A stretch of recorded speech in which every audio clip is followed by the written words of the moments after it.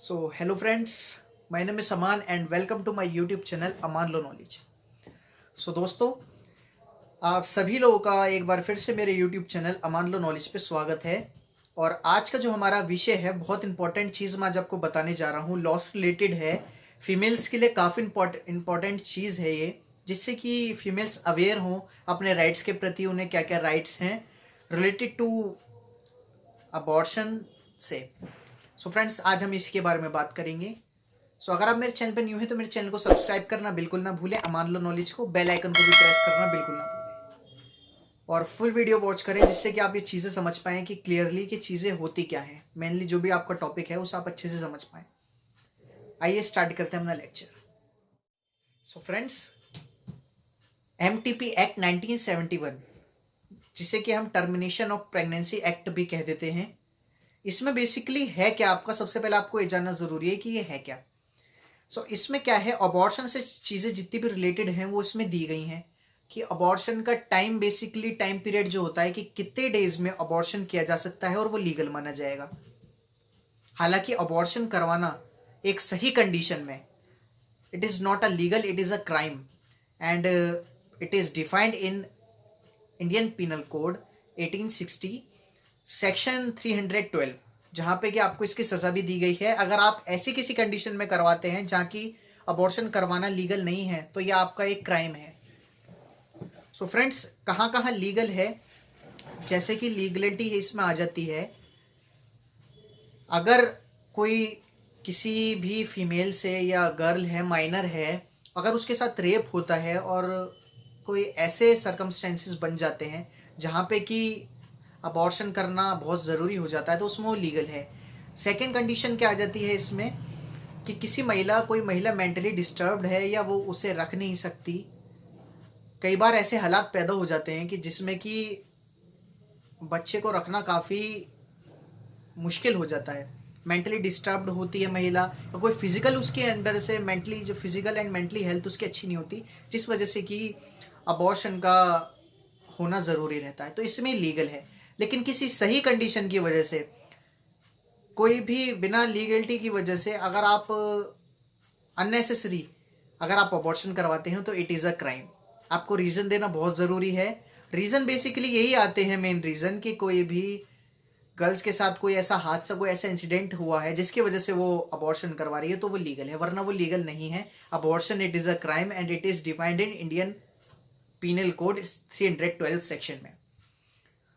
So friends, यही amendment का एक और मैं आपको बताऊंगा, ये 2020 में इसमें अमेंडमेंट किया गया और ये लोकसभा में पास भी हो गया। तो आप फिलहाल की इसकी जो कंडीशन वो ये है कि अगर जब कोई लीगल तरीके से अगर कोई अबॉर्शन हो रहा है, तो उसकी जो टाइम पीरियड था वो 1971 के जो एक्ट में है, संशोधन होने से पहले, उसमें क्या था कि खाली 20 हफ्ते के अंदर अंदर आपको अबॉर्शन करवाना है। अगर आपने अबॉर्शन 20 वीक्स के अंदर आपने अगर नहीं करवाया तो वो आपका लीगल नहीं माना जाएगा।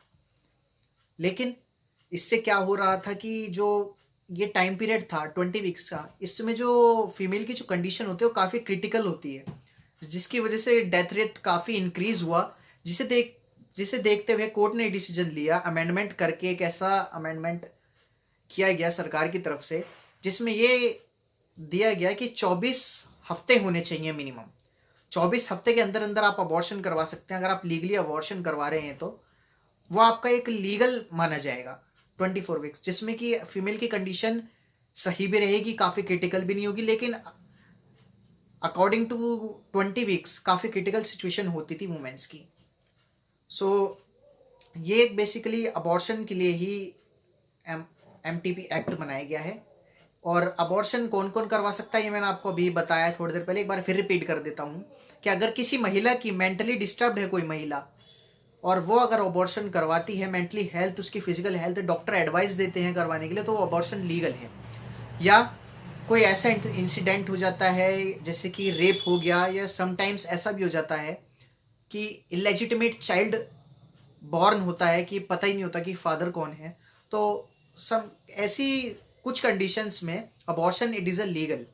बट अगर आप अननेसेसरी, आपके पास कोई वैलिड रीज़न नहीं है और आप अबॉर्शन करवा रहे हैं, जैसा कि काफ़ी दफ़ा देखा जाता है, हमारी सोसाइटी में काफ़ी लोग ऐसे हैं जो कि इस काम को करते हैं जानते हुए भी कि एक क्राइम है, और फिर भी लोग इसे करते हैं, तो वो एक क्राइम है, वो एक अपराध की श्रेणी में जाता है जिसको डिफाइन किया गया है इंडियन पिनल कोड 312 में। सो फ्रेंड्स, आई होप आप समझ गए होंगे कि एमटीपी एक्ट क्या है। बहुत इजी लैंग्वेज में क्या संशोधन हुआ वो मैंने आपको बताया, कैसे कैसे इसमें संशोधन हुआ, कैसे कैसे बिल आया, ये लोकसभा में कब पास हुआ है ये मैंने आपको भी बताया, 2020 में पास हुआ, और 20 वीक्स की जगह इसमें 24 वीक्स कर दिए गए हैं अब, तब वो लीगल माना जाएगा। सो फ्रेंड्स, आई होप आप सब समझ गए होंगे, और अगर आप ऐसे ही और वीडियोस देखना चाहते हैं लॉ से रिलेटेड तो आप मेरे चैनल को सब्सक्राइब करना बिल्कुल ना भूलें। मेरे चैनल का नाम है अमान लो नॉलेज, और ऐसी लॉ की नॉलेज के लिए आप मेरे चैनल को देखते रहिए, फुल वीडियो वॉच करिए, क्योंकि आप जब तक पूरी वीडियो नहीं देखेंगे आपको चीज़ें क्लियर नहीं होंगी, और क्लियर होना it is very necessary for you. So thank you guys.